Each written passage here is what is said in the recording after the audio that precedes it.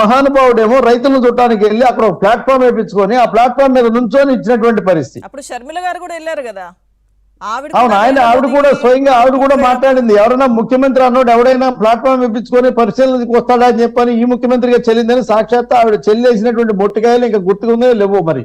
బాజీ గారు ఒక విషయం ఏంటంటే, అంటే ఇప్పుడు రిటైనింగ్ వాల్ దగ్గరికి అక్కడ వెళ్ళినప్పుడు కృష్ణలంకలో అసలు వీడియోలో కనుక మనం చూస్తే ఏ మాత్రం ఇంకొంచెం తోపులాట ఎక్కువ జరిగినా నిజంగా ఇంకొక రకమైన విషాదం మనం చూడాల్సి వచ్చేది. అంతమంది అక్కడ జనం ఉన్నారు, అక్కడ వరద ఏ స్థాయిలో ప్రవహిస్తుందో మనం చూస్తున్నాము.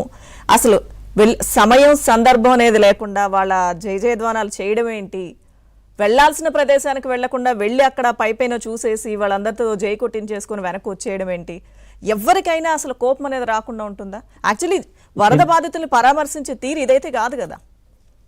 అన్నమయ్య జిల్లా డ్యాము ఎత్తొద్దు ఎత్తేసే నాయన నీళ్లు వెళ్ళిపోతాయని చెప్పానంటే అక్రమ ఇసుకదారుల యొక్క మాట ప్రకారం డ్యాములో ఉన్నటువంటి లాగులు ఎత్తకపోవటం వల్ల 3 ఊళ్ళు మాయం చేసినటువంటి జగన్మోహన్ రెడ్డికి ఇవాళ ఏ ముఖం పెట్టుకుని ప్రజల మధ్యలోకి వెళ్ళి ప్రజలకి వరద గురించి మాట్లాడేటువంటి అర్హత ఏ విధంగా ఉందని చెప్పాను. చిల్లర గ్యాంగు, మంది మాగదులు, భజన బృందాల దళాలను వేసుకొని వెళ్ళి జై జై ధ్వానాలు పలికించుకునేటువంటి క్రమం ఏదైతే చేస్తా ఉన్నాడో అతను రాష్ట్రానికి సంబంధించినటువంటి వ్యక్తి కాదు. అతను బెంగళూరు వాసి అండి. ఈ రాష్ట్రానికి సంబంధించినటువంటి వ్యక్తి కాదు. అతనికి లోటస్ పాండ్ లో ఉన్నటువంటి హైదరాబాద్ వాసి అండి. ఈ రాష్ట్రానికి సంబంధించినటువంటి వ్యక్తి కాదు. అతను తాడేపల్లి ప్యాలెస్ కేవలం సంపాదన కోసం కేంద్రంగా పెట్టుకున్నటువంటి పరిస్థితి అండి. ఈ వ్యక్తి ప్రజల కోసం. ఇందాక మీరు అన్నట్టుగా కూడా మాట్లాడితే మీ బిడ్డని అంటారు కదా. సో అంటే ఇటువంటి విపత్కర పరిస్థితులు వచ్చినప్పుడు తెలుస్తుందా మన బిడ్డ కాదని? ఖచ్చితంగా కనపడుతుందండి. బిడ్డ కష్టాల్లో ఉన్నటువంటి తల్లి దగ్గరికి, కష్టాల్లో ఉన్నటువంటి ప్రజల దగ్గరికి వెళ్తాడండి.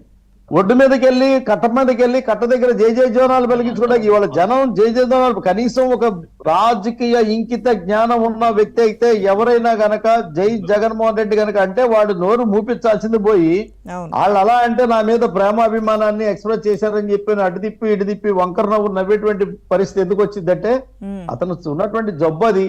ఆ జబ్బుతో పాపం ఆ ప్రయత్నాలు చేసేటువంటి పరిస్థితి. మతి ఎప్పుడో పోయింది. 11 సీట్లు ఎప్పుడైతే వచ్చినాయో ఆ రోజు పోయినటువంటి మతి మళ్ళీ తిరిగి వచ్చేటువంటి పరిస్థితులు లేదు. ఆ మతి పోయినప్పుడు మతి లేని వాళ్ళు పిచ్చోళ్ళు అందరూ గ్యాంగ్ అందరూ కూడా తయారయ్యి ఇప్పుడు ఉన్నటువంటి పరిస్థితి. ఎందుకంటే ఎవరు లెక్కలు ఎక్కడ తీస్తుంటే వాళ్ళు కంగారు పడి ఒక పక్క చేరేటువంటి వాతావరణం అవుతా ఉంది. ఈ కంగారులో కలిసేటువంటి క్రమంలోనే జై జయ ధ్వానాలు చెప్పేటువంటి పరిస్థితి. అన్నా నువ్వేనా మా పక్కన వస్తావా?